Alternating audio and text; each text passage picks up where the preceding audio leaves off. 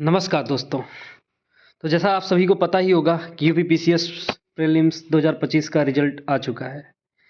कुल 11,727 अभ्यर्थी सफल घोषित किए गए हैं। टोटल 2,67,340 अभ्यर्थी बैठे थे एग्जाम में। तो दोस्त, जिनका जिनका हो गया उनको कॉन्ग्रेचुलेसन्स, जिनका नहीं हुआ उनको भी कॉन्ग्रेचुलेसन्स। कॉन्ग्रेचुलेसन्स इस बात का कि आपको रियलाइज हो कि आपने मिस्टेक कहाँ किया।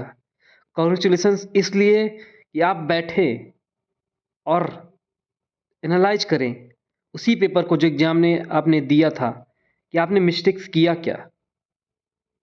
सिली मिस्टेक्स हुए, या आपने पढ़ा ही नहीं था, कोई सब्जेक्ट छोड़ दिया था, या आपने पढ़ा था लेकिन रिवाइज नहीं किया मल्टीपल टाइम्स, सिर्फ लास्ट टाइम में रिवाइज करने की कोशिश किया, या बहुत ज़्यादा पढ़ लिया था कि रिवाइज ही नहीं हो पाया लास्ट में, या मल्टीपल सोर्सेस पढ़ लिए थे, लास्ट में एकदम प्रेशर एंजाइटी आने लगा, कुछ कर ही नहीं पाए, या एग्जाम में पैनिक कर गए। चाहे जो भी रीजन हो, चाहे जो भी हेल्थ इशू, व्हाटएवर, जो भी मिस्टेक हो उसे सॉल्व करने की कोशिश करें। Problem is not the problem, problem is your attitude about the problem. आप उसको कैसे डील कर सकते, आप प्रॉब्लम को कैसे डील करते हो, ये बहुत बड़ा प्रॉब्लम।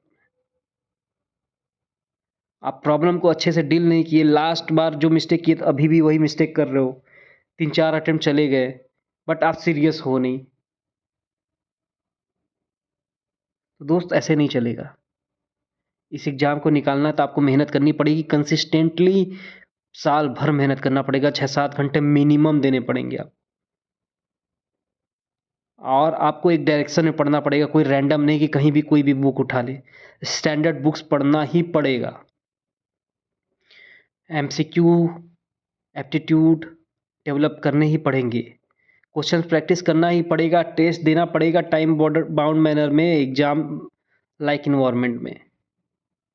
पीवाईक्यूज देखना पड़ेगा, एनालाइज करना पड़ेगा कि कैसे क्वेश्चंस आ रहे हैं, कहाँ से ज़्यादा क्वेश्चन आ रहे हैं, कौन सा ज़्यादा वेटेज वाला टॉपिक है, कौन सा मेरा स्ट्रॉन्ग एरिया है, कौन सा मेरा वीक एरिया है, कहाँ पे करने की ज़रूरत है, कैसे हम अपने कैटेगरी वाइज कट ऑफ को पार कर सकते हैं। ये सबको देखना पड़ेगा दोस्त। ऑलराइट, तो इंट्रोस्पेक्ट करो, बैठो अपने के साथ, खुद को टाइम दो, समझो अब आगे क्या करना है तुम्हें। अटेम्प्ट्स ज़्यादा दे रखा है, सीरियस नहीं रहे, बार बार सेम मिस्टेक्स किए जा रहे हो, तो छोड़ना है एग्ज़ाम तो छोड़ दो। डोंट थिंक अबाउट मच कि पेरेंट्स क्या कहेंगे, फैमिली क्या कहेगी, फैमिली की एक्सपेक्टेशंस है, सोसाइटी की एक्सपेक्टेशंस हैं। यार, सबके एक्सपेक्टेशंस फुलफिल नहीं कर सकते तुम। और तुम अगर फैमिली के एक्सपेक्टेशंस को फुलफिल करने आए हो, या सोसाइटी के एक्सपेक्टेशंस को फुलफिल करने आए हो, तो भाई तुम गलत जगह पे आए हो। यहाँ पे अगर आए हो तो तुम्हारा खुद का मोटिवेशन होना चाहिए, तुमको तुम्हारा वाई पता होना चाहिए, तभी तुम सही डायरेक्शन में जा सकते हो और पूरा एनर्जी के साथ पढ़ सकते हो, पूरी ड्राइव होगी। गलत वजह से अगर आए हो तो भाई ज़्यादा दिन तक नहीं टिक पाओगे।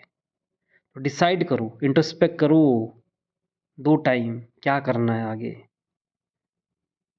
समय वेस्ट मत करो, समय बहुत कीमती है। ठीक है दोस्त, मैं ज़्यादा कुछ नहीं बोलूँगा, और खुश रहो यार। जो भी होता है बढ़िया के लिए होता है, ये कहावत है ना, लिटरली सही होता है।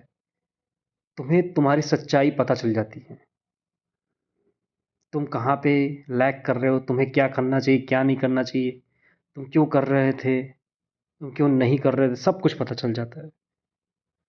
ठीक है दोस्त, तो ऑल दी बेस्ट। जिनका जिनका हुआ है और जिनका नहीं हुआ उनको भी ऑल दी बेस्ट। करें लाइफ में कुछ अलग, कुछ ट्राई करें नया, इफ पॉसिबल, या इसी के साथ चलना है वो भी चल सकते हैं, but have courage, have confidence that you will do it. उसी के साथ जाना, अदरवाइज नो। थैंक यू, धन्यवाद।